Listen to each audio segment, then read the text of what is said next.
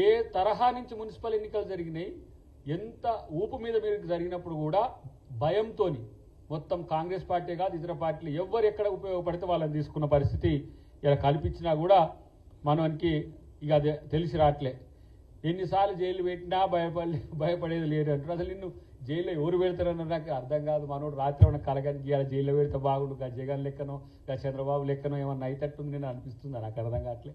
అట్లా కూడా రేస్లో మీ చెల్లె ముందే ఉందని మా ముఖ్యమంత్రి గారు చెప్పే, జైలు ముందు ఫస్ట్ కమ్ ఫస్ట్ సర్వ్ లెక్క సీనియర్ జైలు వాళ్ళకే ముందు ముఖ్యమంత్రి లేకపోతే ఇంకేదో పెద్ద పదవి వస్తుంది. అట్లా కూడా నువ్వు జూనియర్వి అవుతుంది.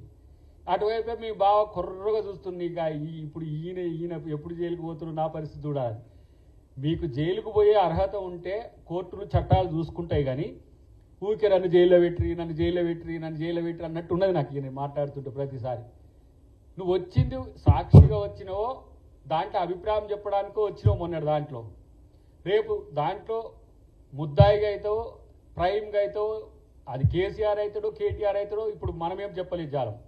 కానీ ప్రతిసారి మమ్మల్ని ఎన్నిసార్లైనా పిలువండి, ఎక్కడికైనా వస్తుంది, ఎన్నిసార్లైనా పిలిస్తే దొంగల్ని పిలుస్తున్నారు. మరి మీరు కూడా దొంగలు అనుకుంటారా ఎట్లా నాకు అర్థం కావట్లేదు.